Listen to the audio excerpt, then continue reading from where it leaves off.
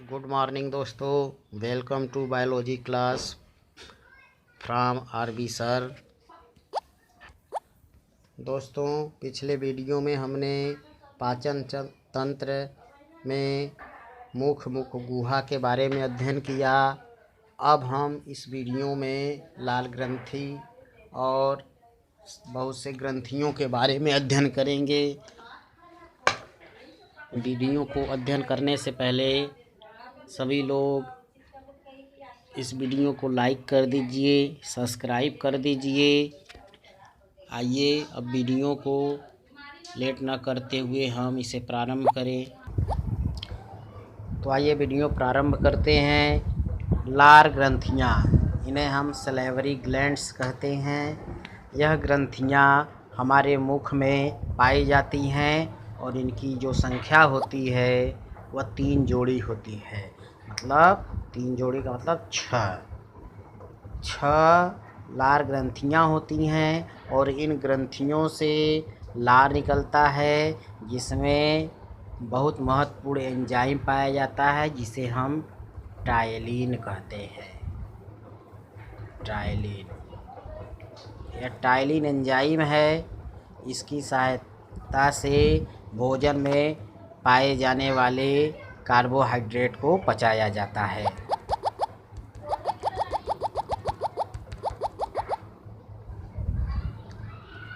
यह ग्रंथियाँ 3 जोड़ी होती हैं, जिसमें पहला जो ग्रंथि है जिसे हम कर्णमूल ग्रंथि या पैरोटिड ग्लैंड्स कहते हैं, और यह ग्रंथि हमारे कान के नीचे पाई जाती हैं और यह बड़ी ग्रंथि होती है और इससे जो स्रावित एंजाइम होता है वह स्टेंसन की नलिका द्वारा हमारे मुख गुहा में खुलती है। दूसरी ग्रंथि अधोहनु ग्रंथि होती है, जिसे हम सब मैक्सिलरी ग्लैंड्स कहते हैं। ये निचले जबड़े के पश्च भाग पर स्थित होती है तथा वार्टन की नलिका द्वारा हमारे मुख गुहा में खुलती है। तीसरी ग्रंथि अधोजिह्वा ग्रंथि है, जिसे हम सब लिंगुअल ग्लैंड्स कहते हैं। यह ग्रंथि हमारे जीभ के नीचे पाई जाती है। यह भी एक जोड़ी होती है, संख्या में 2 होती है। इसका आकार सबसे छोटा होता है और यह रिविनस की नलिकाओं द्वारा मुख गुहा में लार को स्रावित करती है। इस तरह से दोस्तों 3 जोड़ी लार ग्रंथियाँ हमारे मुख में पाई जाती हैं, जिससे लार स्रावित होता है और इसमें एंजाइम होता है जो भोजन में उपस्थित कार्बोहाइड्रेट को पचाने का कार्य करते हैं।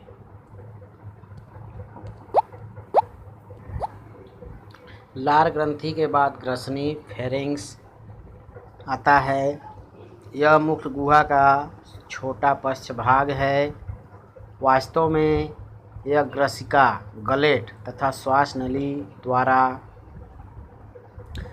नली द्वार, जिसे हम घाटी द्वार कहते हैं, का संधि स्थल है।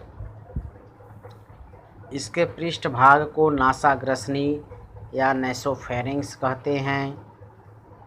अधर भाग को मुखग्रसनी कहते हैं। नासाग्रसनी घाटी द्वार या ग्लाटिड द्वारा श्वास नली में खुलती है। घाटी द्वार पर उपास्थि का बना एक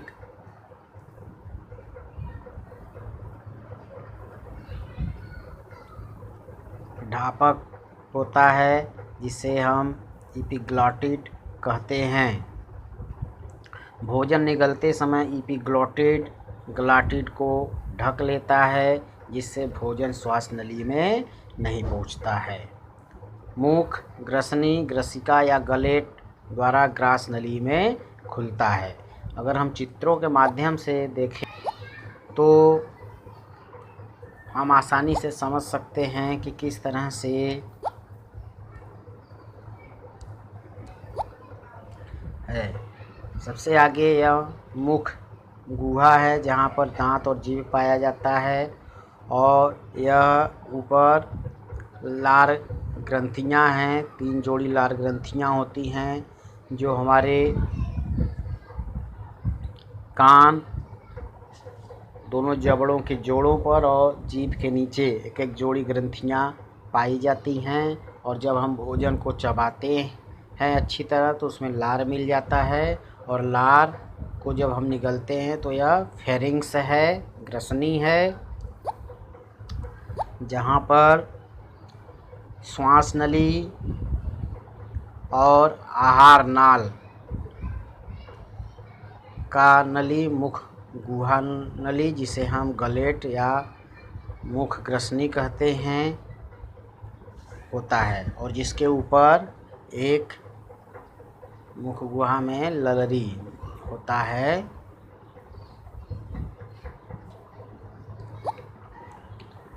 जो लटका रहता है। जब हम भोजन को निगलते हैं तो वह भोजन को हमारी श्वास नली में जाने से रोकता है। और भोजन निगलने पर जो यह कंठ द्वार होता है, जहाँ से भोजन हमारे आहार नाल में आता है। और ग्रसनी के नीचे आगे आहार नाल का एक भाग होता है, लंबी लगभग 25 सेंटीमीटर, 25 सेमी चौड़े नली होती है, या लंबी नली होती है। इसका व्यास 2.5 सेंटीमीटर होता है, जहाँ से भोजन जो है सरकते हुए नीचे आता है, और यह आमाशय है, और यहाँ पर भोजन आकर एकत्रित होता है। और भोजन जब यहाँ आ जाता है आमाशय में तो यहाँ पर पाचन क्रिया प्रारंभ हो जाती है। आमाशय 3 भागों में बटा होता है।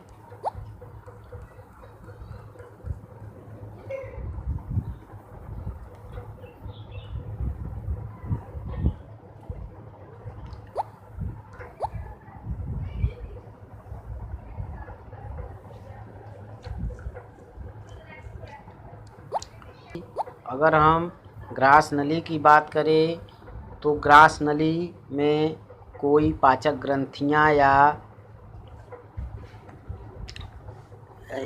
एंजाइम ग्रंथियां नहीं पाई जाती हैं। केवल ग्रास नली में श्लेष्मा ग्रंथियां होती हैं जो ग्रास नली को चिकना बनाए रखती हैं, जिससे कि भोजन आसानी से उसमें से नीचे की तरफ सरकते हुए आमाशय में पहुंच जाए। आमाशय की पेशियों की गति के कारण भोजन लुगदी कायम के रूप में बदल जाता है। आमाशय तथा ग्रास नली के मध्य जठरागमी अवरोधनी या कार्डियक अवरोधनी होती हैं, कार्डियक स्फिंक्टर होती हैं, जो भोजन को आगे जाने से क्रमशः जो है रोकते रहते हैं। यहाँ पर चित्र में देखिए, यह आमाशय है, इसमें जो है कार्डियक वाला भाग है, और बीच में फंडिक भाग है, और किनारे जो है पाइलोरिक भाग है। और यही पाइलोरिक भाग में स्फिंक्टर होता है जो भोजन को जो है आगे बढ़ने से रोकता है। जब आमाशय में भोजन अच्छी तरह से मथ लिया जाता है 2-3 घंटे 4 घंटे में, तो यहाँ से इसको आगे की तरफ भेजा जाता है।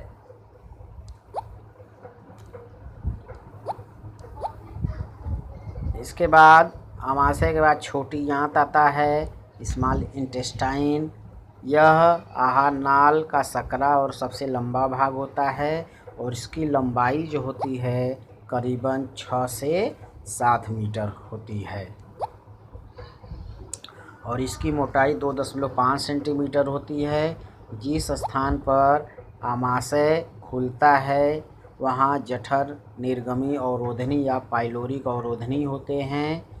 यह छोटी आंत इसकी आंतरिक संरचना के आधार पर जो है 3 भागों में बांटा गया है।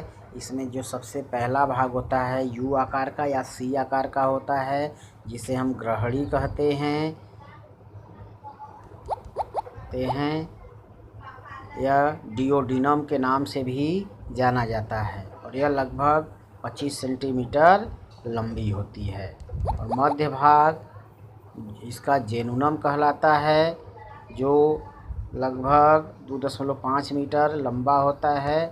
और पीछे का भाग जो है इलियम या शेषांत्र कहलाता है, यह भी लगभग जो है 3.5 सेंटीमीटर होता है।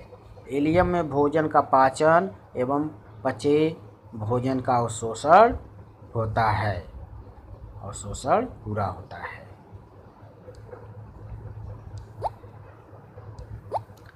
यहाँ चित्र में अगर हम देखेंगे तो जो आमाशय होता है, आमाशय इसमें क्रमशः जो है HCl अम्ल स्रावित होता है। और यह जो HCl अम्ल है, जिसे हम हाइड्रोक्लोरिक अम्ल कहते हैं, यह भोजन में आए हुए जीवाणु, कीटाणु इत्यादि पदार्थों को, जीवों को नष्ट कर देता है। इसके बाद जो HCl का मुख्य कार्य होता है, यह भोजन को अम्लीय बनाता है। और इसके अलावा HCl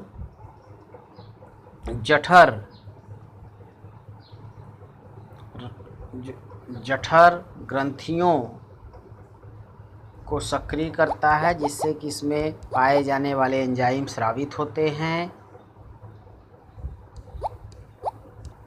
इसके पश्चात आमाशय की भित्तियों में छोटी छोटी ग्रंथियां होती हैं, जिसे हम जठर ग्रंथियां कहते हैं, और जिनसे विभिन्न प्रकार के एंजाइम स्रावित होते हैं, जो कार्बोहाइड्रेट, प्रोटीन, वसा इत्यादि का पाचन करते हैं, उनको तोड़ने में सहायता करते हैं।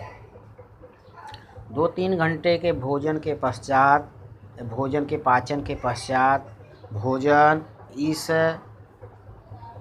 आमाशय से जो है सी आकार की यह नली है, जिसे हम ग्रहणी कहते हैं, उसमें भेज दिया जाता है।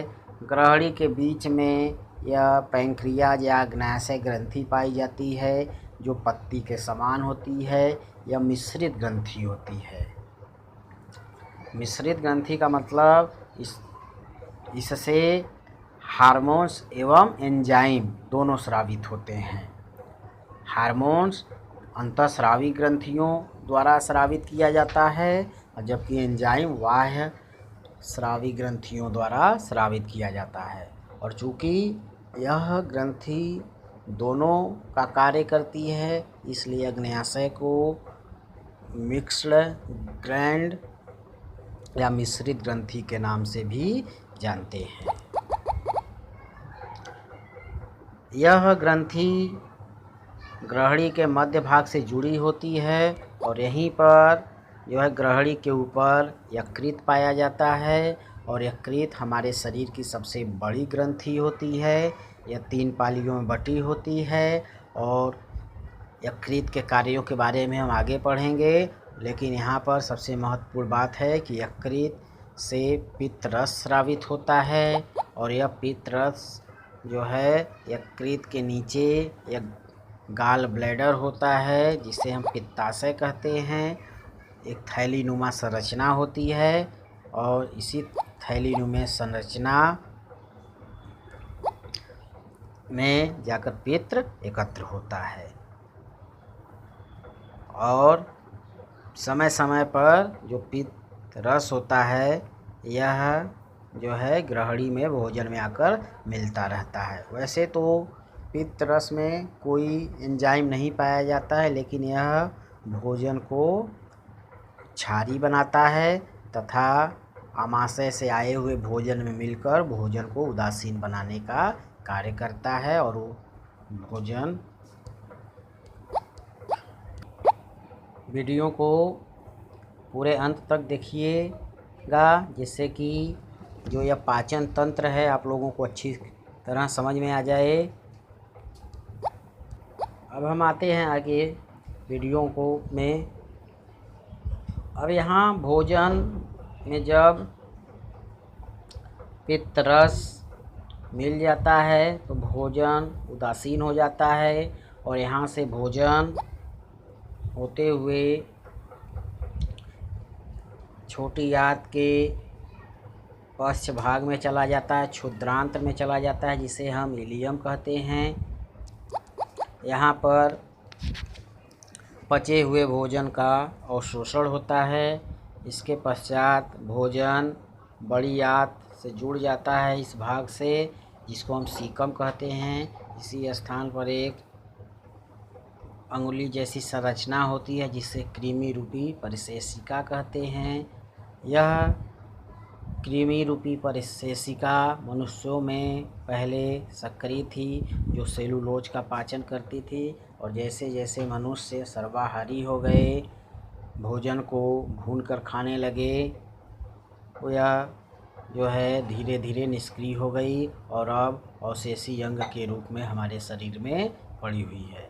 इसके पश्चात भोजन यहाँ से ऊपर की तरफ बड़ी आंत के ऊपर भाग में, फिर यह समांतर भाग में, फिर नीचे की तरफ आता है, जहाँ पर भोजन का क्रमशः जो है अवशोषण हो जाता है और बचा हुआ भोजन लास्ट में इस मलाशय में आता है अपशिष्ट पदार्थ के रूप में।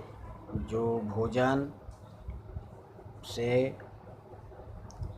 अपशिष्ट पदार्थ होते हैं वह यहाँ पर आकर एकत्रित होते हैं और समय समय पर इस गुदा द्वार द्वारा शरीर के बाहर निकाल दिए जाते हैं। तो दोस्तों, वीडियो को लाइक कर दीजिए और इसके बाद हम पाचन तंत्र में जो यकृत है और आमाशय, यह दोनों बहुत महत्वपूर्ण अंग हैं हमारे शरीर के। इसके बारे में जो है डिटेल में अध्ययन अगले वीडियो में करेंगे। तब तक के लिए धन्यवाद, नमस्कार।